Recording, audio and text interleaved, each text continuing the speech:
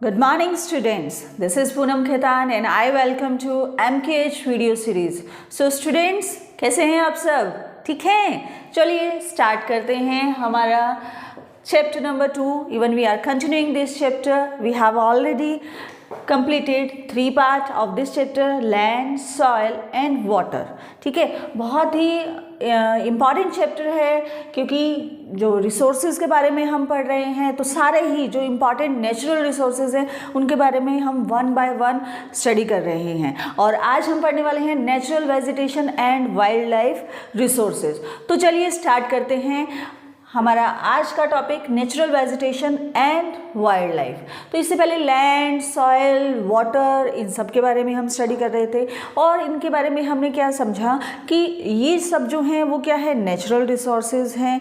Although they are very good to use और बहुत सारे चीज़ें हैं हमारे पास में जिनको हम यूज़ कर सकते हैं। भी लैंड भी है हमारे पास में, सॉइल भी है, वाटर भी है। लैंड जो है ऑल्दो अप्रॉक्स 29% जो है वो लैंड का पार्ट है, 1/3 पार्ट जो है, बट उसके अंदर भी क्या रहता है कि माउंटेन्स हैं और भी बहुत सारे जो फॉर्म अवेलेबल रहती है लैंड की वो है। तो रहने लायक जो लैंड है, ह्यूमन कंजप्शन के लिए जो लैंड है वो कम पड़ रही है। पॉपुलेशन जो है वो डे बाय डे इंक्रीज़ हो रही है। 90% जो पॉपुलेशन है वो 30% लैंड के अंदर रह रही है। ऐसे ही सॉइल के बारे में पढ़ा कि टॉप सॉइल क्या होती है, कहाँ से वो बनती है, पेरेंट रॉक क्या होती है। वाटर के बारे में पढ़ा कि वाटर जो है वो ऑल्दो 70% जो है वो हमारी अर्थ वाटर से बनी हुई है, लेकिन for human consumption there is only 2.7% of fresh water available and from 2.7% only 1% is available for human consumption actual में। ठीक है, तो उन सब चीज़ों को हमने पढ़ा, इन सब के जो रीजंस हैं डिप्लेट होने के उनके बारे में पढ़ा। फिर क्या क्या मेजर्स हो सकते हैं जिनको फॉलो करके हम इनके डिप्लेशन को रोक सकते हैं या इतना उसका रीयूज़ करके जो है वो हम आगे के लिए उसको सेव कर सकते हैं। तो आज हम natural vegetation and wild life के बारे में पढ़ने वाले हैं, जो कि एक इम्पॉर्टेंट टॉपिक है।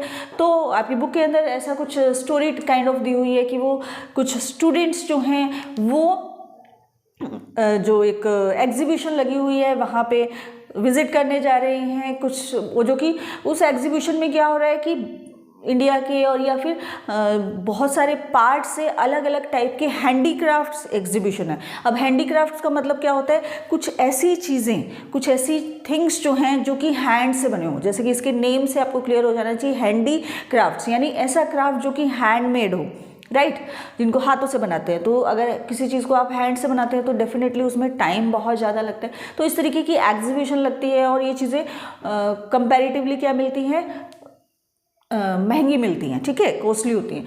तो वो एग्जीबिशन देख रहे हैं। कुछ स्टूडेंट ने जो है वो जूट का बैग उठा लिया है।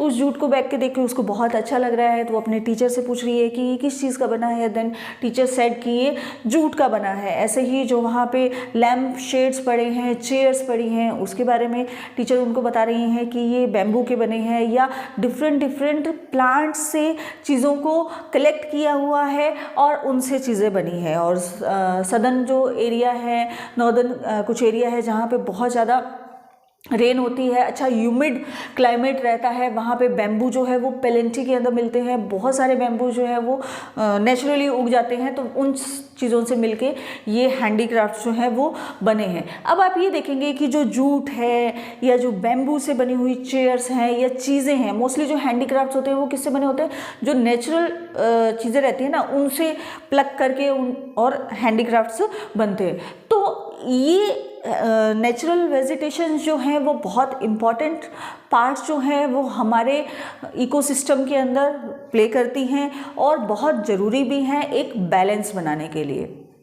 ठीक है, तो यहाँ पे कुछ टर्म्स आई हैं, बायोस्फीयर और इकोसिस्टम। तो उनके बारे में पढ़ते हैं कि बायोस्फीयर क्या होता है, इकोसिस्टम क्या होता है। पहले आप बायोस्फीयर के बारे में जानेंगे। Natural vegetation and wild life exist only in the narrow zone of contact, ये इंपॉर्टेंट वर्ड है, between the lithosphere, hydrosphere and atmosphere, that we call biosphere. ठीक है, अब ये आपको बहुत टिपिकल लग रही होगी जो डेफिनेशन है, तो टिपिकल नहीं है। जब हम इसको समझेंगे तो आप खुद इसको बना पाएंगे, लेकिन इसको आपको एज इट इज़ लर्न करना है, क्योंकि इससे एक पर्टिकुलर क्वेश्चन आ सकता है कि व्हाट इज़ बायोस्फीयर, और जब आपसे पूछ रहे हैं कि बायोस्फीयर क्या होता है तो डेफिनेटली आपको एज इट इज़ ही डेफिनेशन लिखनी पड़ेगी, एनसीईआरटी को सपोर्ट करना पड़ेगा, तभी आपको मार्क्स जो है वो अच्छे मिलेंगे। और जब आप इसको समझ जाएंगे तो आप इसको लर्न कर पाएंगे। अब ये कह रहा है कि नेचुरल वेजिटेशन या वाइल्ड लाइफ जो है वो कहाँ पे एग्जिस्ट करता है the narrow zone of contact. वो नैरो जोन, थोड़ी सा स्पेस, थोड़ा सा जोन जो कि जहाँ पे भी कॉन्टैक्ट कर रहा है, आपस में कॉन्टैक्ट हो रहा है, किस किस के बीच में, लिथोस्फीयर के बीच में, हाइड्रोस्फीयर के बीच में और एटमॉस्फेयर के बीच में। तो ऐसे तो प्रीवियस क्लासेस में आपने पढ़ा होगा कि लिथोस्फीयर क्या होता है, हाइड्रोस्फीयर क्या होता है, एटमॉस्फेयर क्या होता है, फिर भी यहाँ पे मैं आपको थोड़ा सा एक्सप्लेन कर देती हूँ। लिथोस्फीयर जो है, एल से आपको समझ में आना चाहिए व्हाट इज लिथोस्फीयर। जो भी चीज़ें लैंड पे एग्जिस्ट करती हैं उसको हम बोल सकते हैं लिथोस्फीयर। लाइक माउंटेन्स हैं, प्लेन्स हैं, प्लेटूज हैं, सारे, या जो थोड़ा लो एरिया है, लो प्लेन्स जो हैं वो सब किस में आते हैं, लिथोस्फीयर में। हाइड्रोस्फीयर से आप क्या समझते हैं, हाइड्रोस्फीयर जो है, हाइड्रोज वर्ड जहाँ पे भी आपको मिलता है यू शुड गेट कि हाइड्रो मतलब वाटर, तो ये किससे, वाटर बॉडीज जो हैं, वाटर बॉडीज़ जहाँ पे भी हैं उनसे रिलेटेड जो चीज़ें हैं वो हाइड्रोस्फीयर, यानी वो अपने आप में एक पूरा वर्ल्ड है वाटर का, यानी रिवर के अंदर जो चीज़ें, जो एनिमल्स, जो प्लांट्स, जो स्पीशीज़ हैं वो अपने आप में एक वर्ड है, वो क्या हो गया, हाइड्रोस्फीयर। ठीक है, ओशन के अंदर अलग वो उसका एक वर्ड है, तो वो सब सारी चीज़ें मिलकर क्या बनाती है, हाइड्रोस्फीयर। अब बात करते हैं एटमॉस्फेयर। एटमॉस्फेयर क्या होता है, एटमॉस्फेयर जो है वो होता है आपका एयर से रिलेटेड, या जो हमारे सराउंडिंग एक पर्टिकुलर एरिया तक अप्रोक्सीमेटली 8 to 10 किलोमीटर, 25 किलोमीटर तक जो एटमॉस्फेयर बना हुआ है, जिसके अंदर हमारी सारी लेयर्स अलग अलग जो है वो बनी हुई है, ट्रोपोस्फेयर, ये सारी चीज़ें, तो वो वो क्या होता है, एटमॉस्फेयर। अब इसने क्या बोला कि नैरो जोन ऑफ कॉन्टैक्ट जहाँ पे हो रहा है इन तीनों के बीच में, वो आपका क्या कहलाएगा, बायोस्फीयर। ये हमारी अर्थ है, ठीक है, ये माउंटेन्स, ये प्लेन्स, ये रिवर, ठीक है, और ये हमारा यहाँ पे एयर है। एयर यानी जहाँ पे oxygen, different kinds of gases available रहती हैं, जिनके अंदर जो हमारे एटमॉस्फेयर के लिए ज़रूरी है, जो हमारे सर्वाइवल के लिए ज़रूरी है, वो सारी चीज़ें जो है वो यहाँ रह रही हैं। तो जहाँ पे इन तीनों ही चीज़ों का कॉम्बिनेशन हो रहा है, तीनों ही चीज़ें अवेलेबल है, वहाँ पे बायोस्फीयर बनेगा। लाइक आज आप जहाँ पे भी हैं, वो कहाँ रह रहे हैं, क्या हवा में रह रहे हैं, नहीं रह रहे हैं, फ्लैट में भी रह रहे हैं, तो वो कहाँ पे एस्टेब्लिश है, लैंड के ऊपर एस्टेब्लिश है। अब वहाँ पे रह रहे हैं आप, हाइड्रोस्फीयर का भी पार्ट हैं, क्योंकि आप वहाँ से भी चीज़ें गेट कर रहे हैं, आपके आसपास कोई वाटर बॉडीज़ होगी या आपके घर के अंदर भी पानी आ रहा है, तो वो किसका पार्ट है, हाइड्रोस्फीयर का। और एटमॉस्फेयर के अंदर भी रह रहे हैं, क्योंकि आपको एयर भी मिल रही है, ऑक्सीजन भी मिल रही है, सब कुछ मिल रही है, तो वो क्या है, कॉन्टैक्ट है इन सभी चीज़ों का। उसको क्या बोलते हैं, जहाँ पे इन तीनों चीज़ों का कॉम्बिनेशन हो रहा है उसको हम क्या बोलेंगे, that is called biosphere. Got it. अब आपको समझ में आ गया। अब इसको देखिए, natural vegetation and wild life exist.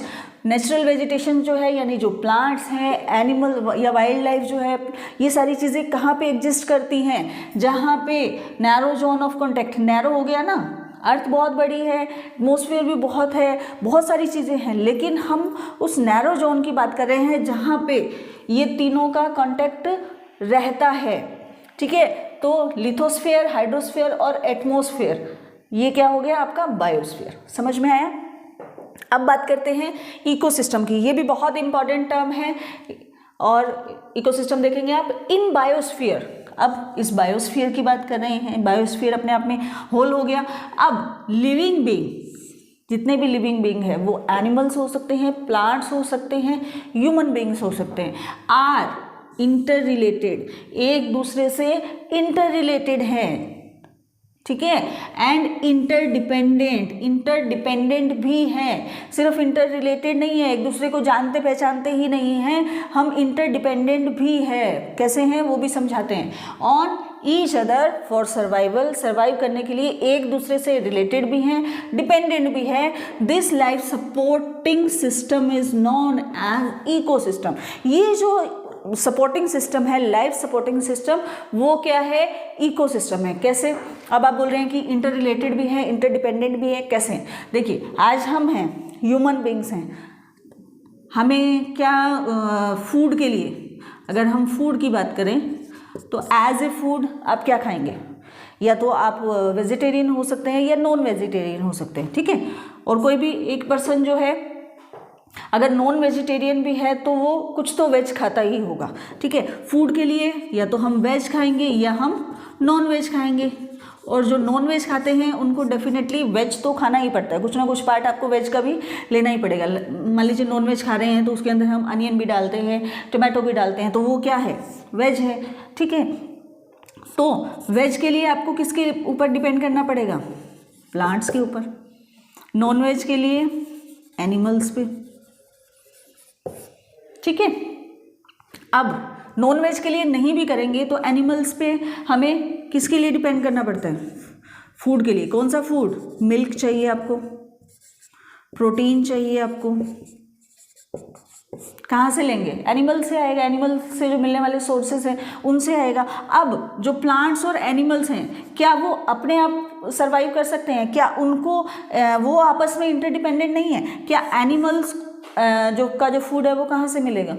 Plant से मिलेगा, ठीक है। और प्लांट को जो चीज़ें हैं, प्लांट का जो फूड है वो कहाँ से मिलेगा? एटमॉस्फेयर से मिलेगा, हाइड्रोस्फीयर से मिलेगा, और एनिमल्स का जो वेस्ट होता है उससे मिलेगा, ह्यूमन बींग्स जो उनकी केयर करते हैं वहाँ से मिलेगा।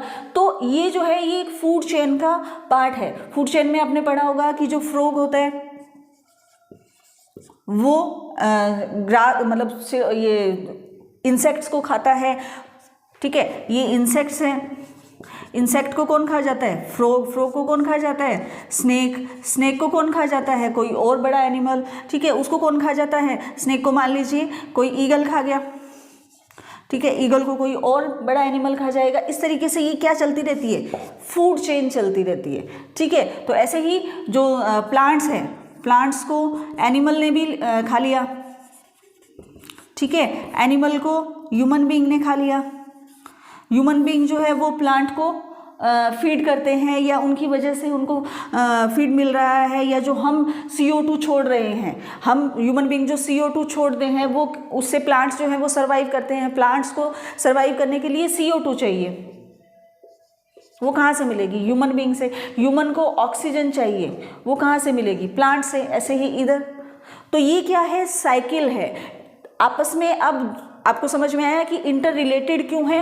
क्योंकि हम सबको एक दूसरे की ज़रूरत है। इंटरडिपेंडेंट इसलिए है कि हमें अपने सर्वाइवल के लिए हम एक दूसरे पे डिपेंड है। किसी से ऑक्सीजन चाहिए, किसी को CO2 चाहिए, किसी को वाटर चाहिए, किसी को फूड चाहिए। ये सब चीज़ों की एक फूड चेन बनी हुई है, साइकिलिंग प्रोसेस बना हुआ है। इसी वजह से हम सब क्या हैं?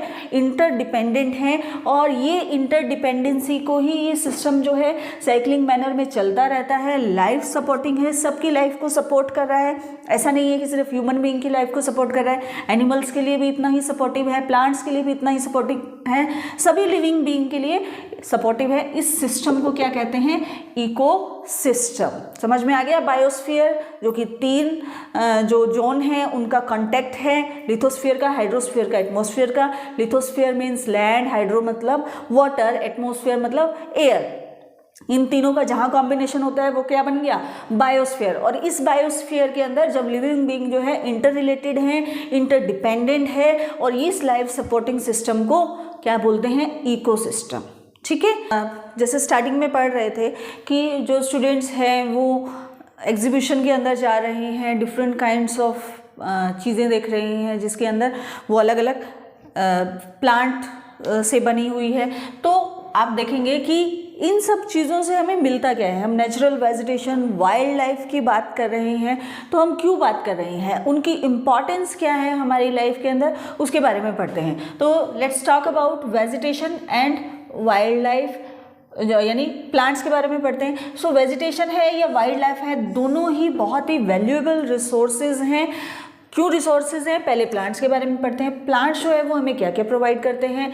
यहाँ पे मैंने बहुत ही समरी लिखी है, इस यूँ नहीं है कि सिर्फ इतने ही यूज़ होते हैं प्लांट्स के या वाइल्ड लाइफ के, many uses you can see it surrounding you. Okay, so plants जो है वो हमें टिम्बर देते हैं, टिम्बर मतलब वुड देते हैं, जो आपके घरों में गेट बने हुए हैं, अलमीराज बनी हुई है, फर्नीचर बना हुआ है, या और भी बहुत सारी चीज़ें जो वुड से मिलके बनी होती है, जहाँ पे आप बैठते हैं, जिस टेबल चेयर का यूज़ कर रहे हैं वो आपके टिम्बर से बनी हुई है, तो टिम्बर प्रोवाइड करते हैं। गिव शेल्टर टू एनिमल्स, जो एनिमल्स होते हैं उनको शेल्टर प्रोवाइड करते हैं, ठीक है। जो एनिमल्स का मतलब एनिमल्स, ये बर्ड्स, इंसेक्ट्स, सबको, बर्ड्स को जो नेस्ट है वो अपना किसके अंदर बनाते हैं, प्लांट्स के अंदर बनाते हैं। नीचे जो बैठे हैं एनिमल्स, उनको वो शेल्टर जो है वो कौन प्रोवाइड करवाता है, प्लांट्स प्रोवाइड करवाते हैं। प्रोड्यूस ऑक्सीजन, जो कि हम ब्रीथ करते हैं, वो ऑक्सीजन जो कि ह्यूमन बीइंग के लिए बहुत ज़रूरी है, वो ऑक्सीजन प्रोड्यूस करते हैं plants. Protect soil, so essential for growing crops,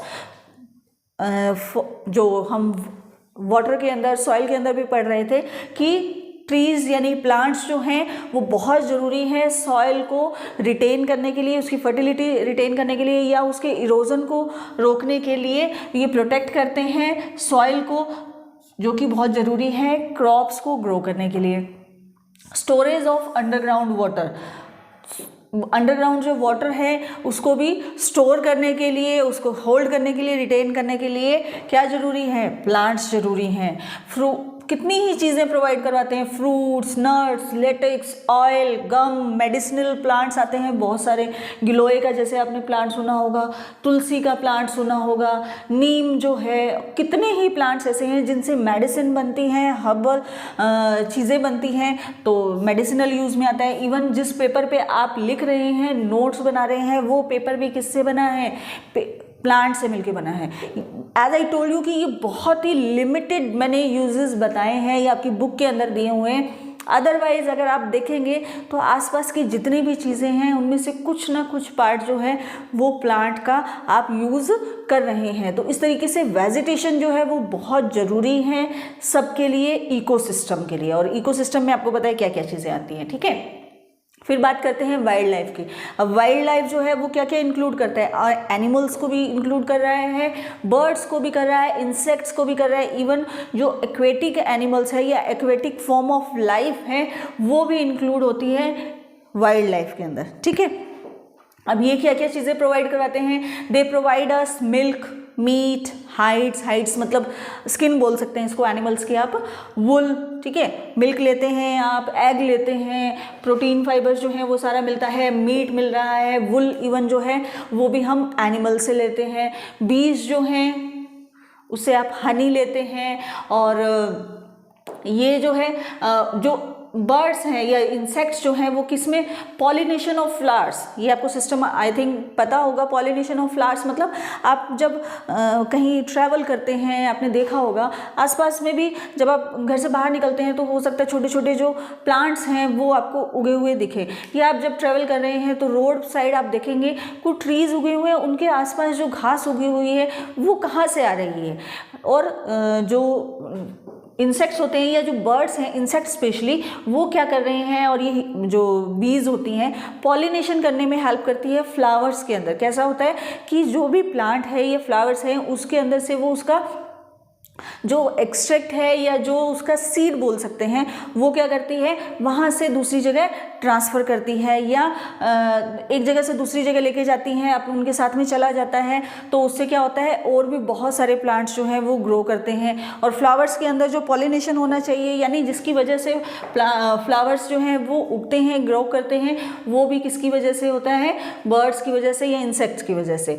as a decomposer, यानी इन चीज़ों को डीकम्पोज करने का भी काम करते हैं। डीकम्पोज का मतलब कि आपने देखा होगा कि बहुत सारे इंसेक्ट्स जो हैं वो आसपास आ जाते हैं, तो अगर वो सारे ही इंसेक्ट्स जो हैं वो हमेशा के लिए ज़िंदा रहेंगे तो फिर चीज़ें ख़राब हो जाती हैं। बहुत सारे इंसेक्ट्स जो हैं वो फार्म्स के लिए या कुछ पर्टिकुलर क्रॉप्स के लिए बहुत डेंजरस हो सकते हैं, तो वो उनको खाते हैं, अपना सर्वाइवल कर रहे हैं, और जो बड़े इंसेक्ट्स या बर्ड्स जो होते हैं वो उनको ईट कर जाते हैं, जिसकी वजह से वो एज ए डीकम्पोजर का भी काम करते हैं। Birds feed insects, as I told you कि बर्ड्स जो है वो इंसेक्ट खाते हैं और डीकम्पोजर का काम करते हैं।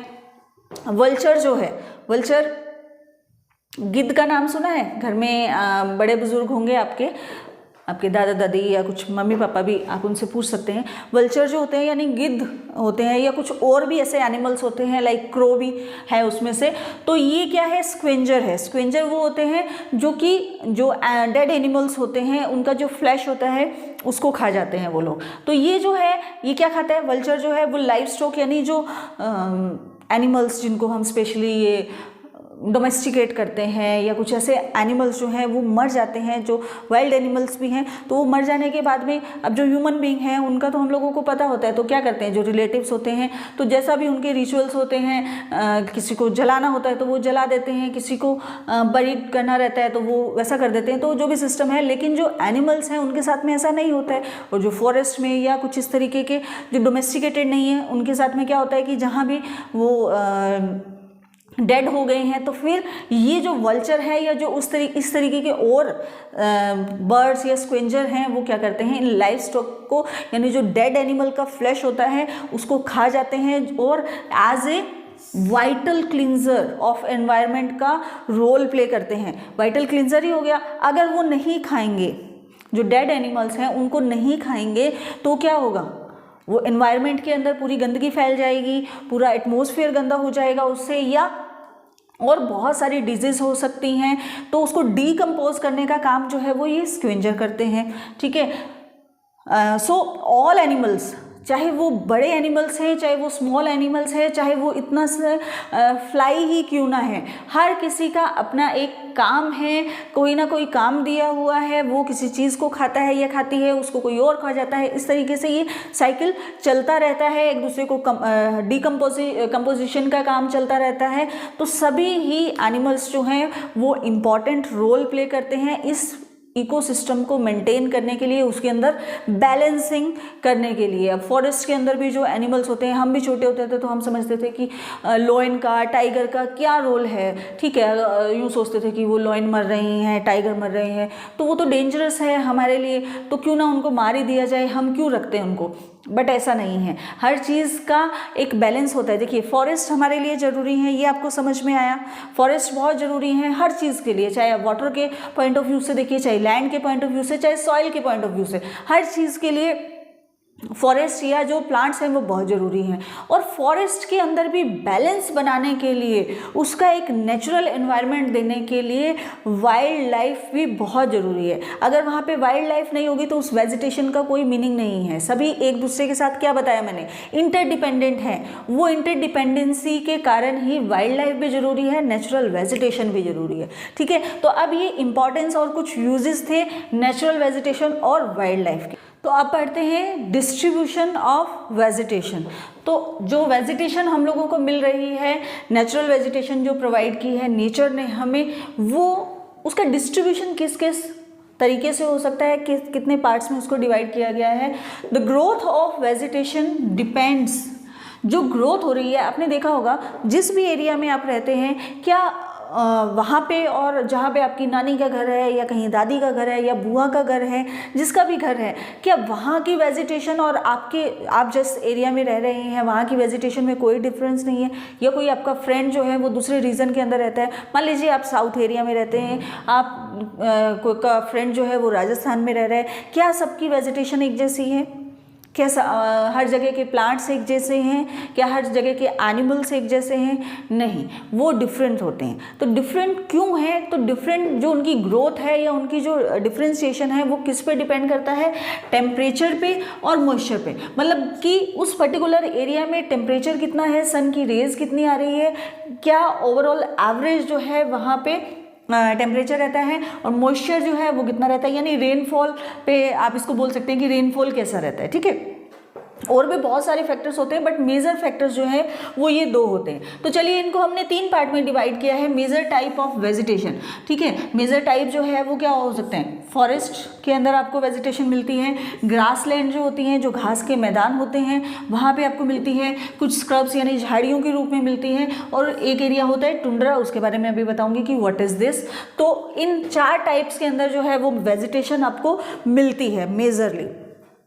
अब इसको डिवाइड किया है कि ये किस किस फॉर्म में या किस रीजन से जो है ये अलग अलग हैं। तो चलिए, जैसे कि मैंने बोला कि टेम्परेचर और मॉइस्चर पे डिपेंड करता है कि आपकी वेजिटेशन किस काइंड की होगी।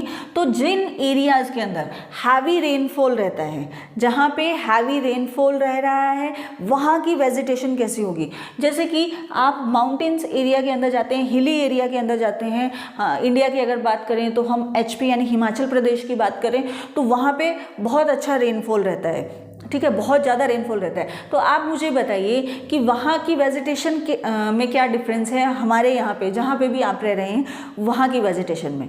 सो यू हैव सीन कि वहाँ के जो ट्रीज़ होते हैं, एक तो बहुत ज़्यादा ग्रीनरी दिखती है आपको, एक वहाँ के जो ट्रीज़ हैं वो आपको लॉन्ग यानी टॉल दिखाई देंगे, बहुत ज़्यादा टॉल होते हैं, बहुत लंबे लंबे पेड़ होते हैं। जैसे जो फर ट्री है जिसको हम देवदार का पेड़ बोलते हैं, है ना, तो वो जो ट्री है आप ये देखेंगे उसका जो स्टेम होता है वो बहुत लॉन्ग जाता है, टॉल रहता है वो ट्री, और ऊपर जाके उसकी लीव्स रहती हैं। तो ये किस वजह से होता है, हैवी रेनफॉल की वजह से।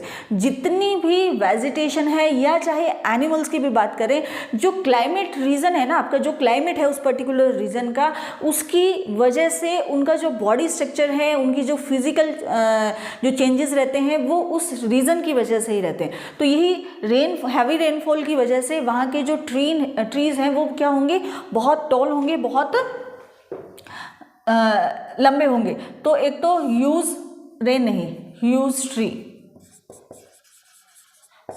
बहुत बड़े और लंबे ट्रीज आपको दिखेंगे। मोर डेंस का मतलब कि बहुत ज़्यादा, एक पेड़ है उसके जस्ट थोड़ी दूर में ही दूसरा पेड़ है, फिर दूसरा पेड़ है, तो इस तरीके से जैसे फॉरेस्ट काइंड ऑफ बोल सकते हैं, है ना। आप जब इस तरीके के एरियाज़ के अंदर ट्रैवलिंग करते हैं तो आप रोड से जा रहे हैं और आप एक साइड देखेंगे कि पूरी ग्रीनरी, इवन शिमला के अंदर जाएंगे तो आपको प्रॉपर एक ग्रीन वैली करके एक वैली है पूरी, जिसके अंदर सिर्फ और सिर्फ ग्रीन ट्रीज ही दिखते हैं, ग्रीन दिखता है। तो वो क्या है, मोर डेंस, मतलब बहुत ज़्यादा डेंस हैं, एक दूसरे के जस्ट एक के बाद एक, एक के बाद एक, एक के बाद एक, इस तरीके से ट्रीज लगे हुए हैं। तो बहुत डेंसिटी जो है ट्रीज की वो बहुत ज़्यादा होती है। कहाँ पे, जहाँ पे हैवी रेनफॉल होता है।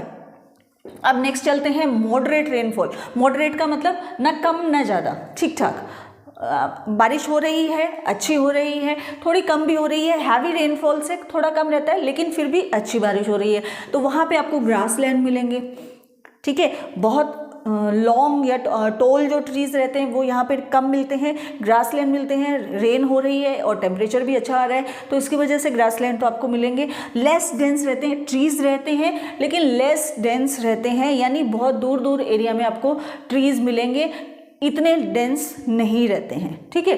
फिर बात करते हैं लो रेनफॉल की, जैसे कि हमारे राजस्थान के अंदर लो रेनफॉल रहता है, बहुत ही रेन जो है वो कम आती है, डेजर्ट एरिया है, तो वहाँ की आप वेजिटेशन को खुद ऑब्जर्व कर सकते हैं। अगर आप राजस्थान में रहते हैं तो आपने देखा होगा जो मोस्टली जो पेड़ हैं या जो प्लांट्स हैं वो क्या मिलेंगे, थ्रोनी मिलेंगे।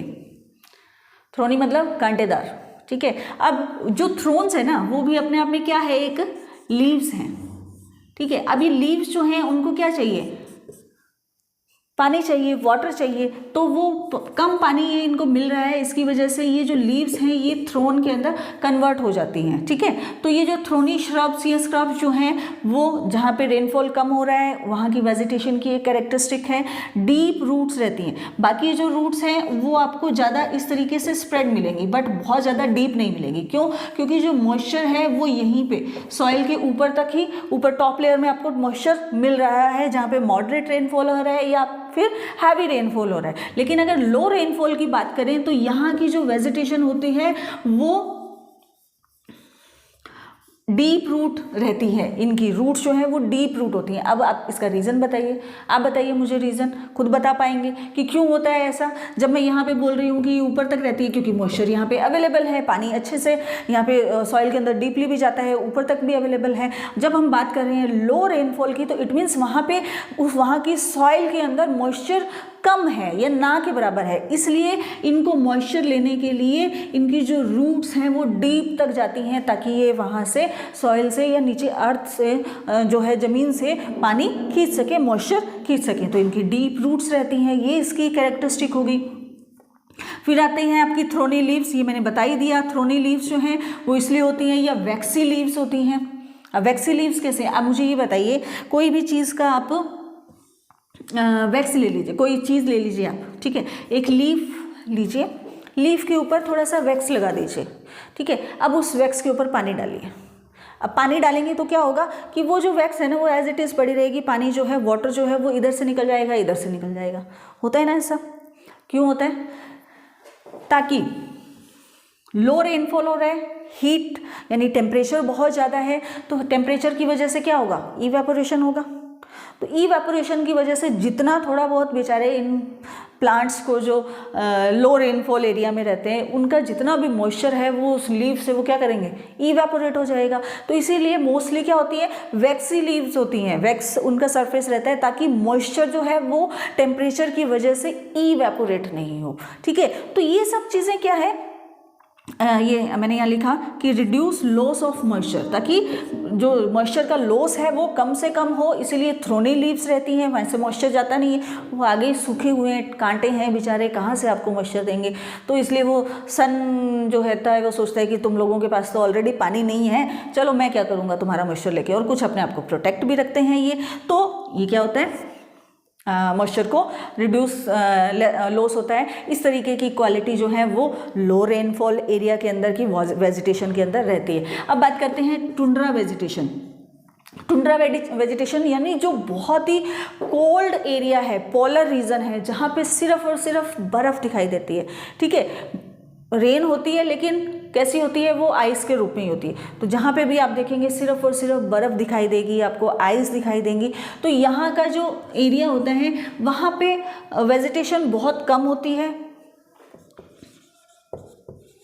क्योंकि आपको सिर्फ और सिर्फ क्या दिख रहा है, आइस ही दिख रही है। टेम्परेचर भी बहुत कम रहता है, तभी तो बर्फ़ जमी हुई है। अगर टेम्परेचर ज़्यादा रहता तो आइस पिघल जाती ना। माउंटेन एरियाज़ के अंदर क्या होता है, माउंटेन एरियाज़ के अंदर भी उतनी ही सर्दी होती है या उतना ही वहाँ पे रेनफॉल होता है। जब पर यहाँ पे एक वजह क्या होती है कि सन, ये जो टेम्परेचर है, सन की रेज जो है वो डायरेक्ट पड़ती है, जिसकी वजह से जो आइस है ये वो जो है वो मेल्ट होके रेनफॉल के रूप में आ जाती है। और यहाँ पे टेम्परेचर नहीं पड़ रहा, रेनफॉल हो रहा होगा लेकिन वो स्नो के रूप में हो रहा है। टेम्परेचर नहीं पड़ने के कारण वो स्नो के रूप में ही वहाँ पे आपको माउंटेन्स के ऊपर, हिली एरियाज़ के अंदर दिखेंगी। इस वजह से वहाँ पे वेजिटेशन नहीं होगी, क्योंकि दो चीज़ों पे डिपेंड करता है। मॉइस्चर मिल रहा है, यहाँ पे आइस के अंदर कितना मॉइस्चर है, बहुत मॉइस्चर है, लेकिन क्या नहीं मिल रहा, टेम्परेचर नहीं मिल रहा। टेम्परेचर नहीं मिलने की वजह से यहाँ की वेजिटेशन बहुत कम होती है, और होती भी हैं तो बहुत ऐसे यूँ हल्की हल्की, जहाँ पे भी थोड़ा बहुत उस टाइप की ही वेजिटेशन आपको अवेलेबल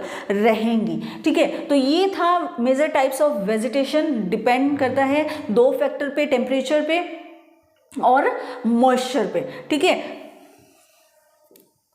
तो ये हैवी रेनफॉल, मॉडरेट, लो रेनफॉल, टुंड्रा, इनको आप अपनी लैंग्वेज में जैसे मैंने पहले साफ साफ लिखा हुआ था वैसे उतार लेना, आपको हेल्प मिलेगी, ठीक है। अब देखते हैं conservation of natural vegetation and wild life, यानी कुछ लॉसेज हो रहे हैं, कुछ ऐसे थ्रेटन्स हैं जिनकी वजह से ये डिप्लेट हो रहे हैं, उनको जानते हैं हम, और फिर कैसे उसको कंजर्व कर सकते हैं उसके बारे में जानते हैं। देखिए, फॉरेस्ट जो है आपको पता है कि वेल्थ है हमारी अर्थ की, प्लांट्स प्रोवाइड करवाती है, ये शेल्टर दे रहा है फॉरेस्ट जो है एनिमल्स के लिए। ये सारी चीज़ें जो है वो इकोसिस्टम को मेंटेन करने के लिए बहुत ही ज़रूरी है। इसलिए फॉरेस्ट जो है या नेचुरल वेजिटेशन जो है वो बहुत ज़रूरी है। ठीक है, ये चीज़ तो हमें समझ में आ गई। अब जो है क्या हो रहा है, जो क्या क्या थ्रेट्स हैं, क्या क्या प्रॉब्लम्स हम लोगों को आ रही है, जिसकी वजह से आज आपको ये चीज़ जो है वो सिलेबस के अंदर हम लोगों को पढ़ानी पड़ रही है या बतानी पड़ रही है।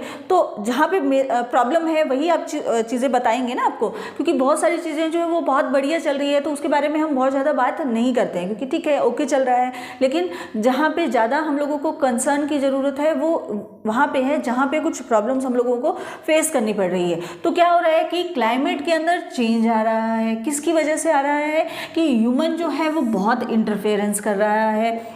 जो ह्यूमन हैं, हम जो लोग हैं, वो अपने बेनिफिट्स के लिए क्या कर रहे हैं, नेचुरल रिसोर्सेज जो हैं उनके साथ में छेड़छाड़ कर रहे हैं, उनका जो बैलेंस है वो हम बिगाड़ रहे हैं। लाइक बहुत ज़्यादा हम क्या कर रहे हैं, क्लोरोफ्लोरोकार्बन यूज़ करते हैं, एसी चल रहे हैं, बहुत ज़्यादा रेफ्रिजरेशन यूज़ हो रहा है, उसकी वजह से जो उनके अंदर से गैस निकलती है क्लोरोफ्लोरोकार्बन, वो क्या कर रही है, हमारे एटमॉस्फेयर को ख़राब कर रही है। जो ये ओजोन लेयर है जो कि सन से आने वाली यूवी रेज से अर्थ को प्रोटेक्ट करता है, तो उस ओजोन लेयर में क्या हो रहा है, एक होल होता जा रहा है, जिसकी वजह से अब क्या होगा, यूवी रेज जो है वो डायरेक्ट अर्थ के ऊपर पड़ेगी, जो कि आपकी स्किन कैंसर को, इस तरीके की चीज़ों को बढ़ा सकती है। तो हम क्या कर रहे हैं, नेचुरल रिसोर्सेज को ख़त्म कर रहे हैं, अपना इंटरफेरेंस बढ़ा रहे हैं, फॉरेस्ट को काटे जा रहे हैं, बहुत सारी चीज़ें जो है वाटर को पोल्यूट कर रहे हैं, सॉइल को ख़राब कर रहे हैं। तो सारे ही नेचुरल रिसोर्सेज को हम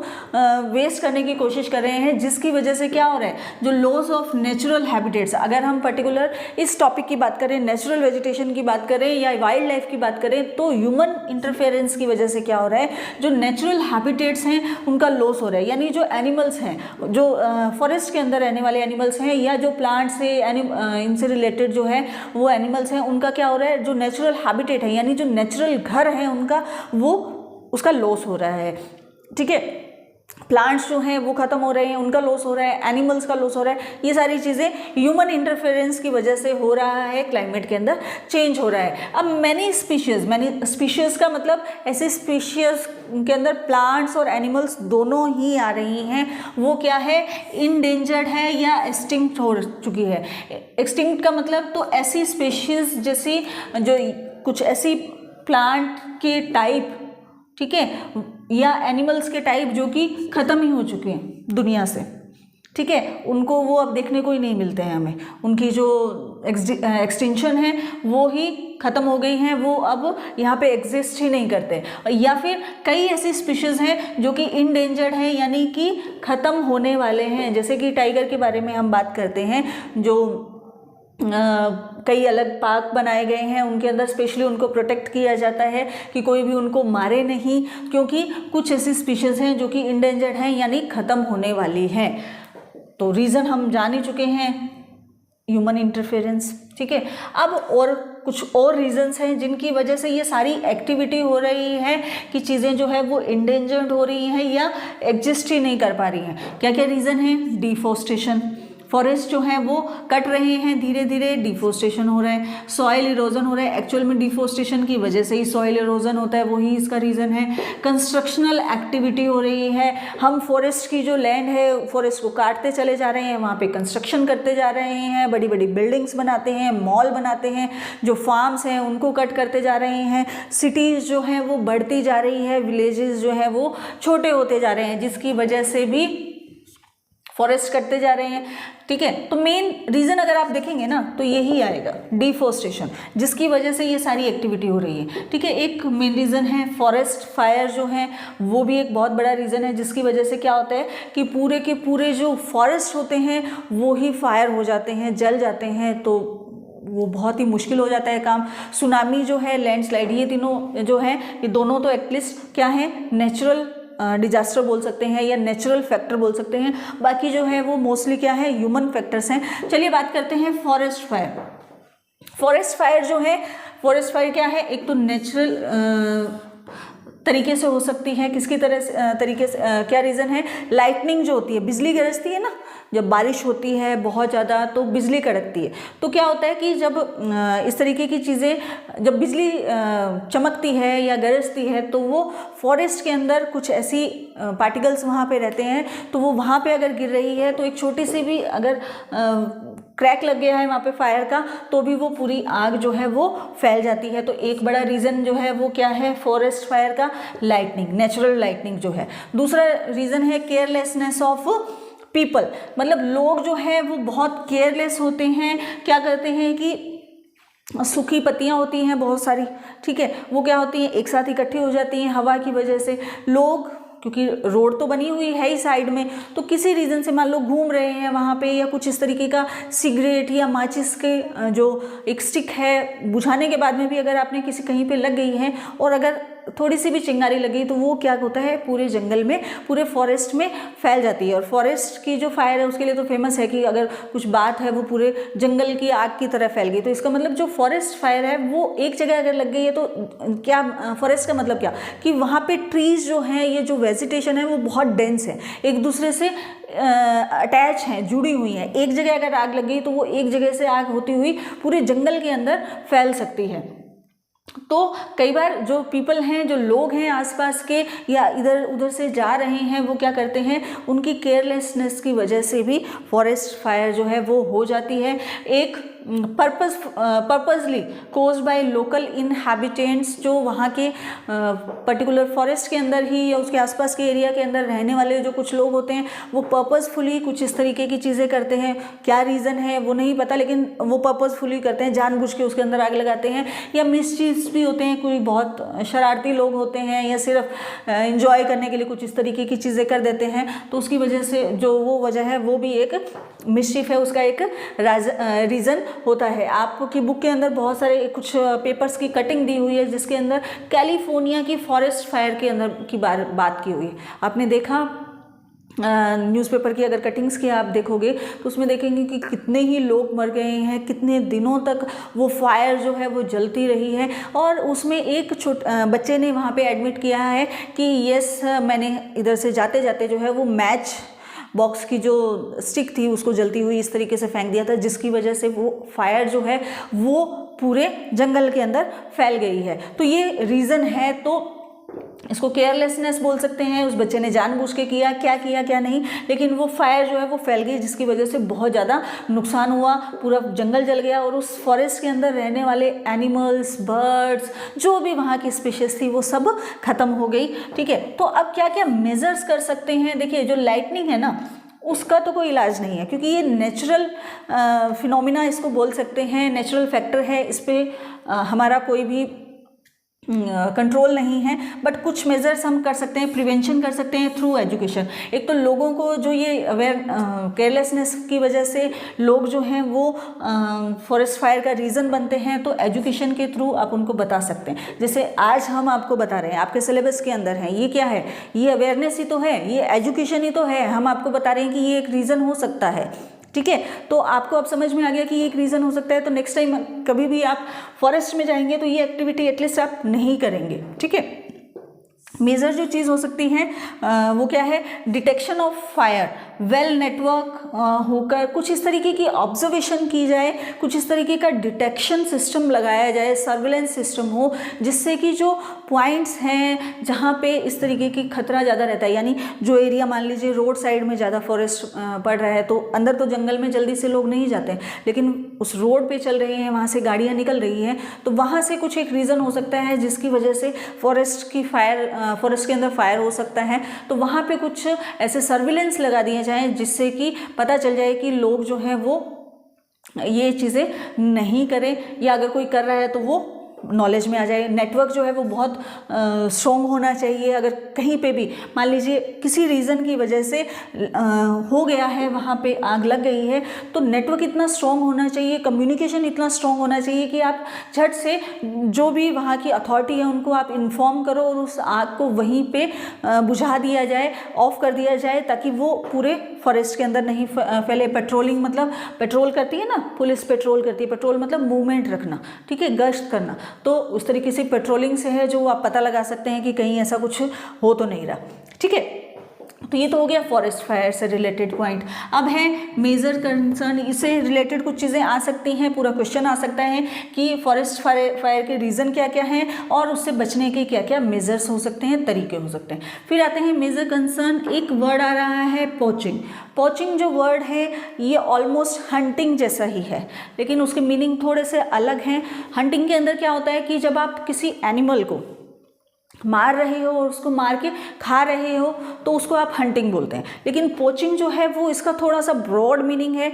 हंटिंग के कंपैरिजन में अगर देखेंगे, पोचिंग का मतलब ये है कुछ एनिमल को नुकसान पहुंचाकर उसका कुछ आप और फर्दर एक्टिविटी कर रहे हो। फर्दर एक्टिविटी मतलब उसको सेल आउट कर रहे हो, या कुछ उसके जो पार्ट्स हैं बॉडी के उससे कुछ ऐसी चीज़ें बना रहे हो जिससे आप पैसा कमा रहे हो, अर्निंग कर रहे हो, तो वो हो गया पोचिंग। और वो डेफिनेटली वो इलीगल है, लीगल तो नहीं है, ठीक है। तो पोचिंग क्या हो गया, illegal trades of hide, skin, nails, teeth, horn और फेदर्स या एटसेट्रा जो बॉडी पार्ट्स होते हैं एनिमल्स के या वाइल्ड लाइफ के, ठीक है। तो ये यानी स्किन बेच रहे हो, नेल्स, टीथ, फेदर्स, जिसके लिए भी आप उसका ट्रेड कर रहे हो उसको क्या बोलेंगे, हम पोचिंग बोलेंगे। अब कौन कौन से स्पीशीज़ हैं, टाइगर है, लायन, एलिफेंट्स। एलिफेंट्स के जैसे टीथ जो हैं बहुत महंगे बिकते हैं, तो उसके लिए लोग जो हैं वो क्या करते हैं, एनिमल्स को ये एलिफेंट को मार देते हैं। डियर के होर्न है या उसकी जो स्किन है, ऐसे ही ब्लैक बक की होर्न जो है वो बहुत ज़्यादा मार्केट में उसकी यानी ब्लैक मार्केट जो है वहीं पर डिमांड होती है। Crocodile, rhinoceros, snow leopard, ostrich, peacock, इनके फेदर्स जो हैं उसके लिए लोग जो है वो पीकॉक को मार देते हैं, जबकि पीकॉक जो है अपने फेदर्स जो है वो पर्टिकुलर एक टाइम के बाद में खुद ही गिरा देता है, लेकिन लोगों को इतना पेशेंस है नहीं, तो उसको उन फेदर्स के लिए जो मोर पंख के लिए उसको मार देते हैं। और भी बहुत सारी एनिमल्स हैं जिनकी स्किन जो है वो बेची जाती है, हाइड्स जो है वो भी स्किन का ही एक पार्ट है, ठीक है। टीथ, होर्न, फेदर्स, डिफरेंट डिफरेंट पार्ट्स के लिए उनकी ट्रेडिंग की जाती है, उनको मारा जाता है, उसको हम पोचिंग बोलते हैं। तो अब हमने रीज़न तो पढ़ लिए कि क्या क्या वजह है जिसकी वजह से नेचुरल वेजिटेशन और वाइल्ड लाइफ जो है वो डिप्लेट हो रही है, बट सिर्फ रीज़न जानने से काम नहीं चलेगा बच्चों, उसका तरीका भी ढूंढना पड़ेगा, उस डिप्लेशन को रोकना भी पड़ेगा, तभी इन सब चीज़ों के पढ़ने का हमें बेनिफिट है। तो आप सब भी जो मेजर्स की बात कर रहे हैं, जो कंजर्वेशन हम कर सकते हैं उनकी अगर हम बात कर रहे हैं, तो आप इन सब को अपने रूटीन लाइफ में भी लेके आएँ, तब तो इस एजुकेशन का बेनिफिट है, अदरवाइज़ कोई बेनिफिट नहीं है इस एजुकेशन का। तो आप प्रॉमिस करते हो कि इन सब चीज़ों को ही आप कंजर्व करोगे?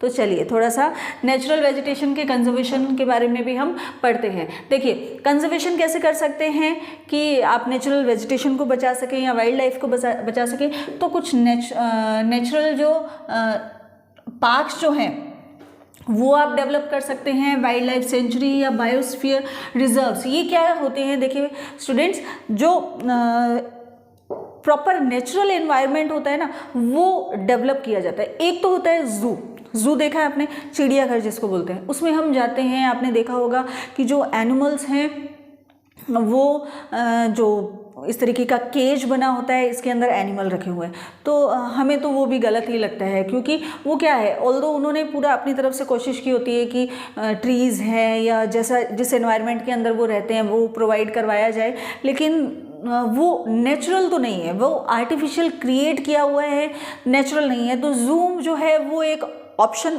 सही ऑप्शन नहीं है। नेचुरल पार्क या national park, wild life sanctuary या बायोस्फीयर रिजर्व जो हैं वो ऑलमोस्ट एक ही तरीके का नेम है। उसके अंदर क्या होता है कि जो फॉरेस्ट है, ठीक है, उसको आप फेंसिंग कर देते हो, उसको अपने अंडर ले लेती है गवर्नमेंट, उसकी प्रॉपर फेंसिंग हो जाती है कि कोई भी अंदर नहीं आ सके, और जो अंदर का एनवायरनमेंट है उसमें कोई चेंज नहीं किया जाता है, उसके अंदर जैसे एनिमल्स रह रहे होते हैं वैसे ही एनवायरनमेंट के अंदर उनको रहने दिया जाता है। तो क्या होता है कि एक तो वो प्रोटेक्ट हो गए, कि कोई बाहर का पर्सन जो है वो उस फॉरेस्ट में एंट्री नहीं कर सकता। उसके अंदर प्रॉपर एडमिनिस्ट्रेशन होता है, गवर्नमेंट के कुछ लोग अपॉइंट होते हैं जो कि उसको ध्यान रखते हैं। तो इस तरीके के नेशनल पार्क या वाइल्ड लाइफ सेंचुरीज डेवलप की जाती है अलग अलग स्पीशीज़ के लिए, कि जहाँ पे जो रह रहा है वहीं रह रहा है, उसी एनवायरनमेंट के अंदर रह रहा है और सेफ तरीके से रह रहा है, ताकि बाहर का कोई पर्सन आके उनको हर्ट नहीं करे, उनकी हंटिंग नहीं करे, किसी तरीके की पॉचिंग एक्टिविटीज़ जो है वो नहीं हो। तो इन मेजर्स को अपना के जो है वो डेफिनेटली उनको हम सेव कर सकते हैं। इंडिया के अंदर भी बहुत सारे national park, wild life sanctuaries, biosphere reserve जो हैं वो बनाए गए हैं ताकि इन स्पीशीज़ को हम सेव कर सकें। अवेयरनेस प्रोग्राम, कुछ इस तरीके के प्रोग्राम जो है वो अवेयरनेस प्रोग्राम अपनाने चाहिए। जैसे कि आपको बताया कि जो आसपास के एरिया के लोग होते हैं, ऑल्दो वो बहुत नेचर फ्रेंडली होते हैं, इको फ्रेंडली होते हैं, उनको नेचर की ज़्यादा नॉलेज होती है, वो उससे बहुत प्यार भी करते हैं, बट कुछ लोग ऐसे होते हैं जो अपने बेनिफिट के लिए अपने आसपास के एनिमल्स को, फॉरेस्ट को नुकसान पहुँचाते हैं। तो कुछ इस तरीके के प्रोग्राम जो हैं वो डिज़ाइन किए जाने चाहिए कि स्पेशली जो आसपास के रहने वाले लोग हैं वो ही उसको प्रोटेक्ट कर सकते हैं, वही उसको सेव कर सकते हैं और वही उसको नुकसान पहुंचाते हैं। तो क्यों ना इस तरीके के प्रोग्राम करवाए जाएं जिससे उनको अवेयर किया जाए, उनको समझाया जाए कि ये चीज़ें जो है वो गलत हैं, आप नुकसान पहुंचा रहे हैं नेचर को, और सिर्फ उन्हें ही नहीं बाकी जो लोग हैं उनको भी अवेयर किया जाए। सोशल फॉरेस्ट्री प्रोग्राम इस तरीके से बनाया जाए। वन महोत्सव बनाया जाता है इंडिया के अंदर भी, तो वहाँ पे वन महोत्सव के अंदर जो फॉरेस्ट होते हैं उसी के अंदर कुछ इस तरीके के प्रोग्राम्स होते हैं, जो आदिवासी लोग होते हैं वो उसके अंदर इन्वॉल्व होते हैं, तो उससे भी लोगों को थोड़ा मोटिवेशन मिलता है कि हाँ हमें अपने नेचर से प्यार करना चाहिए। स्टूडेंट्स जो हैं उनको भी इनकरेज किया जाना चाहिए, जैसे कि आपको इस चैप्टर के थ्रू जो है वो सारी नॉलेज दी जा रही है कि उसे बचाना जो है वो कितना ज़रूरी है। ठीक है, लॉ पास करना बहुत ज़रूरी है। देखिए ये बहुत ज़रूरी है। मोस्टली कंट्रीज़ ने जो है इस तरीके का लॉ पास किया हुआ है कि उनका जो ट्रेड है, जो भी एनिमल्स या प्लांट्स या उनके जो बर्ड्स हैं उनका ट्रेडिंग जो है वो क्या है, बैन है, इलीगल है। तो उससे क्या होगा, उनको उस चीज़ का डर रहता है। जब लॉ पास किया जाता है तो उसकी पनिशमेंट भी होती है।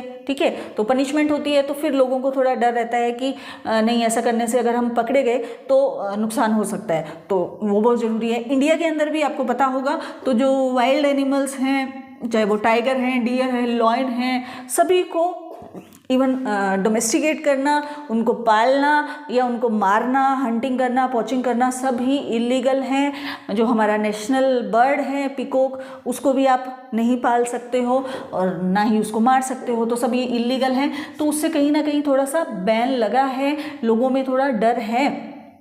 ठीक है, और एक बहुत इम्पॉर्टेंट स्टेप उठाया गया इसके लिए, कन्वेंशन हुई लोगों, कुछ बड़ी बड़ी कंट्रीज़ जो हैं, मोस्टली कंट्रीज़ जो हैं वो एक साथ आई, क्योंकि ये प्रॉब्लम जो है वो सिर्फ हम इंडिया की बात नहीं कर रहे, ये वर्ल्ड वाइड प्रॉब्लम है। सभी जो कंट्रीज़ हैं वहाँ पे जिस भी तरीके के, जिस भी क्लाइमेट में वो कंट्री सिचुएटेड है, वहाँ पे वैसी स्पीशीज़ रहती हैं। तो वो जो स्पीशीज़ हैं या प्लांट्स हैं, जो भी हैं, एनिमल्स, बर्ड्स, प्लांट्स की बात कर रहे हैं हम, तो कोई ऐसी स्पीशीज़ हैं जो एंडेंजर्ड हो रही हैं या एक्सटिंक्ट हो रही हैं, तो उनके लिए सभी कंट्रीज़ एक साथ आई, ऐसा कन्वेंशन हुआ जिसका नाम है साइट्स, जिसकी फुल फॉर्म है convention on international trade in endangered species. अब इस नाम से ही आपको समझ में आना चाहिए कि कुछ ऐसा कन्वेंशन, कुछ ऐसा लॉ लेके आना जिससे कि इनकी इंटरनेशनल ट्रेडिंग पे रोक लगे। अब क्या होगा कि मान लीजिए मैंने तो यहाँ इंडिया में तो लॉयन, टाइगर, डियर या जो फॉरेस्ट एनिमल हैं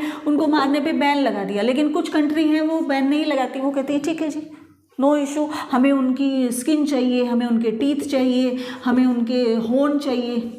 अगर वो उसकी ट्रेडिंग पे बैन नहीं लगा रही हैं तो क्या होगा, यहाँ के जो लोग हैं उनमें क्या होगा, ग्रीडीनेस आ जाएगी। वो सोचेंगे कि वहाँ पे बहुत अच्छे प्राइस मिल रहे हैं इसके, तो क्यों ना मार के बेचा जाए। तो वो इलीगल है तो भी वो उस तरीके का काम करेगा क्योंकि उसको पैसे अच्छे मिल रहे हैं। तो सभी ने उस पर एक साथ मिलके उसकी ट्रेडिंग पे, यानी जो इंडेंजर्ड स्पीशीज़ हैं उनको मार्क किया गया कि कौन कौन सी कितनी स्पीशीज़ जो है वो इंडेंजर्ड है, उनकी हंटिंग पे, पोचिंग पे, उनको मारने पे, पकड़ने पे, डोमेस्टिकेट करने पे पूरी तरीके से बैन किया गया, उसको इलीगल किया गया। तो ये था, इसका नाम है साइट। इसका फुल फॉर्म भी ध्यान करेंगे, convention on international trade in endangered species. और यहाँ पे एक टर्म यूज़ हुई है, फ्लोरा एंड फोना। तो फ्लोरा फोना का भी आप ध्यान रखेंगे। ये साइंटिफिक लैंग्वेज में, ये ज्योग्राफी की लैंग्वेज में फ्लोरा हो गए आपके प्लांट्स और ये फोना हो गए आपके एनिमल्स। ठीक है, तो कंफ्यूज नहीं होना है कि मैम प्लांट्स और एनिमल्स की बात कर रही हैं, यहाँ पे हमें फ्लोरा फोना दिया हुआ है तो ये इसी का नेम है। ठीक है, तो इस कन्वेंशन का एम क्या था?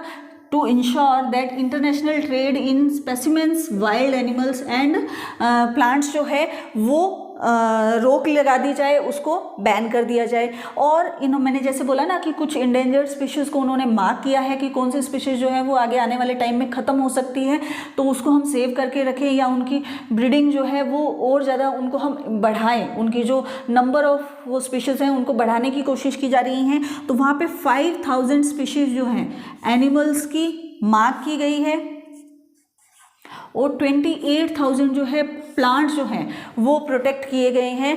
तो इनके ऊपर, इनकी ट्रेडिंग पे, इनको इन सब चीज़ों पे क्या है, बिल्कुल बैन है, रोका गया है। ठीक है स्टूडेंट्स, तो ये चैप्टर था, it was all about chapter number 2। Finally हमारा चैप्टर जो है वो फिनिश हो गया है। और इसको अलग अलग पार्ट में करवाने का मेरा रीज़न सिर्फ और सिर्फ यही था कि आपको एक पर्टिकुलर पॉइंट के बारे में अच्छे से समझ में आए। करवाने को हम इसको 2 पार्ट में भी करवा सकते थे, लेकिन मैंने इसको अलग अलग इसलिए रखा ताकि आप उस पर्टिकुलर पॉइंट को अच्छे से समझें। और ये मैं मेरे पर्सनल पॉइंट ऑफ व्यू से बोल रही हूँ, मुझे ये लगता है कि ये बहुत इंपॉर्टेंट चैप्टर है। क्यों है? क्योंकि ये जो हमारा सराउंडिंग है, अगर हम उसको बचा के नहीं रखेंगे तो हम आगे सर्वाइव नहीं कर पाएंगे। हम हो सकता है सर्वाइव कर लें, बट आगे आने वाली जो जनरेशन है वो सर्वाइव नहीं कर पाएंगे। तो उसके लिए हमें अवेयर होना बहुत ज़रूरी है, उसके बारे में आपको डीपली बताना बहुत ज़रूरी है। और अपने लेवल पर मैंने पूरा ट्राई किया है कि बहुत अच्छे से आपको सारी चीज़ें बता पाऊँ, बट हो सकता है कुछ चीज़ें रह जाएँ, लेकिन उसमें आप बहुत इंटेलिजेंट स्टूडेंट्स हैं, बहुत समझदार स्टूडेंट्स हैं, आपको पता है कि क्या चीज़ जो है वो हमारे लिए ज़रूरी है, क्या सही है और क्या गलत है।